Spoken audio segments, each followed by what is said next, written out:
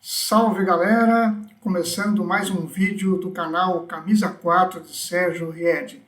E hoje vamos falar, obviamente, do jogo da seleção brasileira contra o Equador, empate de 0-0 em Guayaquil. Obviamente que ninguém ficou feliz com esse resultado, né? Acho que todo mundo esperava um pouquinho mais. Teve gente que, na minha opinião, estava muito iludida, né? Achando que bastaria a chegada do Ancelotti, um técnico de nível mundial, que o Brasil começaria magicamente a jogar bem, dominar completamente os adversários.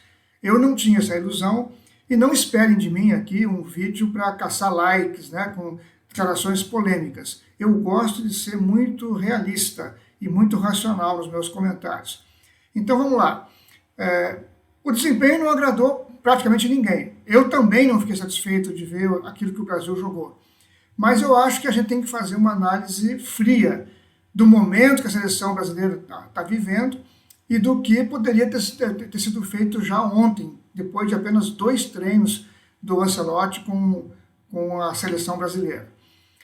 Vamos lembrar que o último jogo da seleção antes desse foi uma derrota de 4-1 para a Argentina, com um banho de bola, um chocolate. A gente podia ter levado muito mais gols lá em Buenos Aires.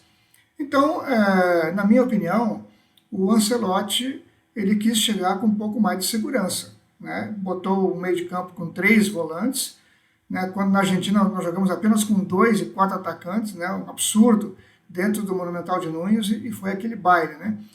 E acredito que a seleção, do ponto de vista da defesa, que estava muito desarrumada, fez, eu vou exagerar aqui, gente, uma excelente partida. Porque o Equador não é um time qualquer nas eliminatórias.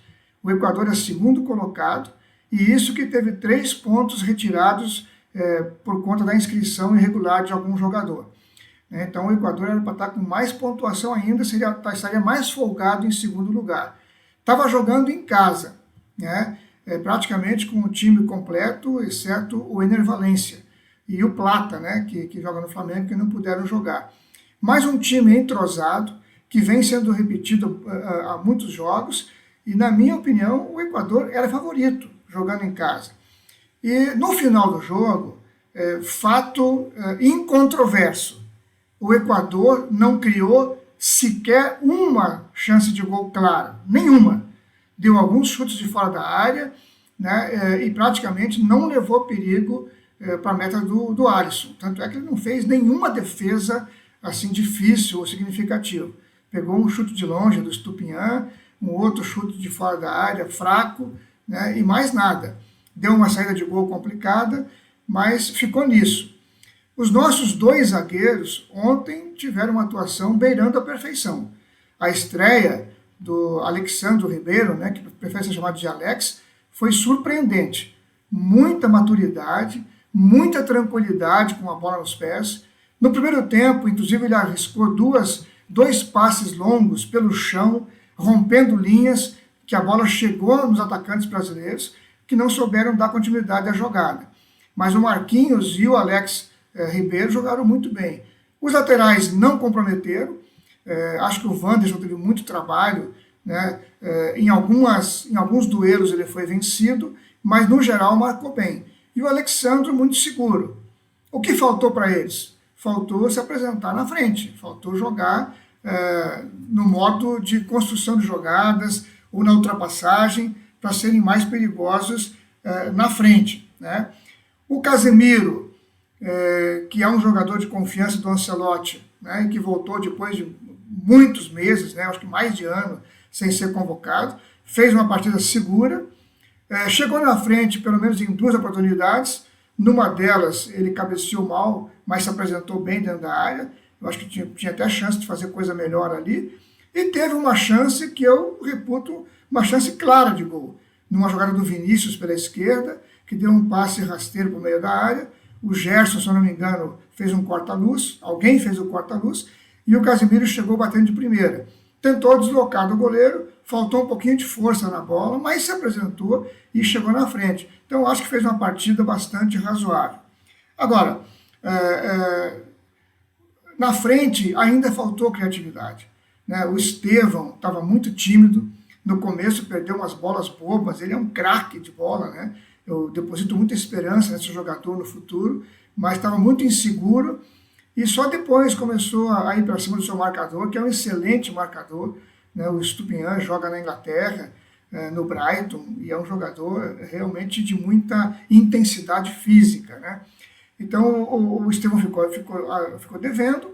O Vinícius Júnior, longe de ser o Vinícius do Real Madrid, já fez umas 3 ou 4 jogadas perigosas, né? Foi para cima dos adversários, deu muito trabalho para os seus marcadores e criou pelo menos duas situações que originaram possibilidade do Brasil fazer gol. Numa delas, o Richarlison errou em bola, ele é um capítulo à parte, e na outra foi esse lance do Casemiro que eu citei agora há pouquinho. O Richarlison, aí eu acho que a gente tem direito de fazer uma crítica ao Ancelotti, né? Ele foi buscar jogadores que não vinham sendo convocados, que são da sua confiança. Casemiro, ok, jogou bem, deu segurança para o time. Alexandro, lateral esquerdo do Flamengo, ok, vem jogando muito bem e fez por merecer uma convocação. Já o Richarlison não vem jogando sequer regularmente. Tem se machucado muito, passou por um período de depressão e ainda não fez no clube uma partida brilhante que merecesse a convocação. Foi convocado pela relação de confiança que o Ancelotti tem com ele, né? Que treinou o Richarlison no Everton da Inglaterra, onde o Richarlison brilhou nas mãos do Ancelotti. Mas ele, apesar de muito esforço, né, ajudou bastante na marcação, nos escanteios, mas quando a bola chegou nele, ele estava com dificuldade técnica para dominar a bola, para fazer passes curtos, né? Teve uma atuação tecnicamente muito abaixo. Eu não diria que não pode jamais ser convocado, mas nesse momento não está bem e acredito que não deveria começar jogando e nem entrar durante o jogo contra o Paraguai. Lamento dizer isso, tomara que o Pombo se recupere, eu tenho uma admiração grande pela história dele, acho um jogador que tem potencial, mas realmente não jogou nada no jogo de ontem, né? Naquilo que se esperava dele como um atacante. O Matheus Cunha entrou depois, deu um pouco mais de movimentação, acho que se for para ter um centroavante, entre os dois, prefiro 1000 vezes o Matheus Cunha. Também acho que vale comentar que o Gerson e o Bruno Guimarães estiveram muito tímidos, né, no meio de campo, marcaram bem, especialmente o Bruno Guimarães no segundo tempo, acho que fez um jogo de muita garra, de muita luta, né? Mas acho sintomático que uma das maiores vibrações que o Brasil teve no jogo foi quando o Bruno Guimarães conseguiu marcar uma arrancada do Estupiñán, né, protegeu a bola para a linha de fundo, sofreu a falta e foi celebrado com os outros jogadores, né, por ter impedido uma jogada do Equador. Eu diria que, parodiando o Milton Leite, né, o locutor esportivo, que fase, né, quando você está vibrando por um desarme. Que, aliás, nem foi desarme, né, ele só protegeu a bola para a linha de fundo, mas era muito necessário fazer isso naquele momento. Então, o resumo da ópera para mim é que o Brasil jogou defensivamente muito seguro, impediu a boa equipe do Equador, repito, a segunda colocada com folga, né, e poderia ter mais folga se não tivesse perdido no tapetão, 3 pontos. Não estou questionando, né, o julgamento, mas estou dizendo que eles em campo teriam 3 pontos a mais do que marca na tabela. Então, não é um time qualquer, estava jogando em casa, tem um bom conjunto e o Brasil praticamente neutralizou as chances de gol. O domínio de meio de campo ainda foi do Equador. E aí o Brasil precisa resolver essas questões, né? O Brasil hoje em dia não tem autoconfiança suficiente para ficar com posse de bola, né? Isso não bate com a história da seleção brasileira e eu diria, não bate inclusive com a história dos jogadores que estão em campo. Porque o Bruno Guimarães, no Newcastle da Inglaterra, é um jogador que tem um domínio muito grande de bola, sabe? Sabe sair jogando, entra na área adversária, dá passes para gol, faz gols. O Gerson do Flamengo, não precisa nem falar para vocês. Todo mundo assiste o Gerson jogar. O Gerson no Flamengo é um jogador criativo, é um jogador ousado, que pisa na área, né, que oferece perigo sempre para os adversários e faz gols. E na seleção estava muito tímido ontem também, praticamente não criou nada durante o jogo inteiro. O que ele fez foi ajudar na marcação, né? E na frente nós precisamos que o Estevão se solte, que de repente o Antony tenha uma chance, e vamos ver como é que o Ancelotti vai encaixar o Rafinha no jogo contra o Paraguai. Lamento dizer isso, os saudosistas vão dizer assim, a gente não deve se preocupar com o adversário, deve jogar o nosso futebol. Mas na fase que nós vivemos, eu tenho que ser realista. O Paraguai está invicto a 9 jogos, tem jogado bem. Nesse meio tempo ele ganhou da Argentina, ganhou do Uruguai, ganhou do Brasil, e não vai ser um adversário fácil, mesmo jogando no Brasil. Mas acredito que a tendência é eles jogarem mais fechadinhos, agredirem menos o Brasil, tentando se aproveitar de contra-ataque, e aí o Brasil vai ter que ter criatividade, né, para tentar furar esse bom time do Paraguai, que tem tido bons desempenhos, bons resultados, e que especialmente na defesa sabe se fechar muito bem.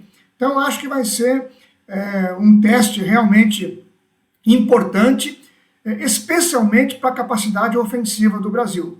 Eu, sinceramente, não tenho dúvidas que o Brasil vai chegar na Copa do Mundo, e o trabalho do Ancelotti vai ser devolver a confiança para essa seleção, para esses jogadores. Eu discordo daqueles que falam que a gente tem uma geração muito fraca, né? E a meu favor eu tenho os dados, a estatística, né? São jogadores que brilham em seus clubes na Europa, têm ganho títulos o tempo inteiro. Então não podem ser maus jogadores, né? E a maioria deles é protagonista nos seus times, né? A exemplo do Vinícius Júnior, a exemplo do Alisson, a exemplo do Marquinhos, né? Então são jogadores que podem desempenhar muito mais na seleção, e acredito que com a confiança que um técnico da estatura do Ancelotti traz, essa confiança aos pouquinhos vai crescer. Espero sinceramente que seja com uma boa vitória contra o Paraguai, para dar ânimo, para praticamente garantir a classificação para a Copa e fazer com que na próxima convocação em setembro esse time já possa ser cobrado por um futebol melhor. Por hoje, eu acho que seria muita ilusão, muita ingenuidade achar que o Brasil iria dar espetáculo lá no Equador. Agora, sinceramente, eu esperava que o meio de campo do Brasil jogasse um pouquinho melhor do que jogou. Por enquanto é isso. Obrigado a você que acompanhou o nosso canal até esse momento, e até o nosso próximo vídeo. Um abraço a todos vocês.